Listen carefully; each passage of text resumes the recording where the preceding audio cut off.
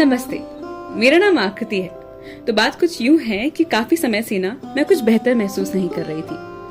अक्सर रात को सोने से पहले सोचा करती कि वो ऐसा क्या है जिससे मुझे संतोष या शांति मिलती है।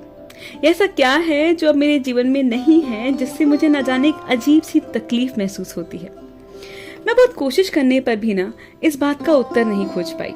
पर अभी कुछ दिनों पहले की ही बात है कि मैं अपनी एक सहेली के साथ बाहर खाने पर गई और वहां मैंने एक नई चीज सीखी, चॉपस्टिक से खाना खाना। अब शायद आप लोगों को ये बात बहुत ऊल जलूल, बकवास या अजीब लगे, पर उस दिन मैं बहुत खुश और बहुत संतुष्ट थी। इतनी खुश कि शायद वो चीज मैं शब्दों में बयान नहीं कर सकती। घर आते वक्त मैंने चॉपस्टिक्स खरीदी और घर आकर चावल और नूडल्स और बाकी और चीजें भी ना चॉपस्टिक से खाने की कोशिश की।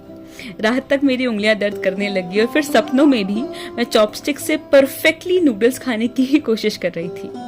मैं उस दिन समझ पाई कि वो संतोष, वो खुशी, वो जिद मैं इसीलिए अनुभव कर पा रही थी क्योंकि शायद बहुत समय बाद मैंने कुछ नया सीखा था।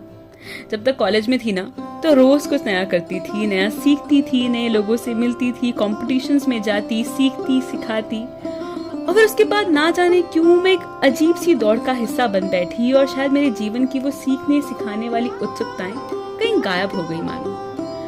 तो बस उस दिन मैंने एक नई चीज सीखी कि कितना जरूरी है अक्सर हमेशा कुछ नया सीखना और हमेशा खुद को सिखाते रहना, स्वयं को एहसास दिलाना कि हम मात्र सांस ही नहीं ले रहे हैं पर हम सही मायने में जीवित भी हैं। हंसना, हंसाना, दुख बांटना, खेलना, कूदना, पढ़ना और सदैव कुछ नया सीखने की चाह रखना। मुझे लगता है कि ये सारी बातें हमारे जीवन को कई मायनों में खूबसूरत और कई मायनों में सफल बना देता है।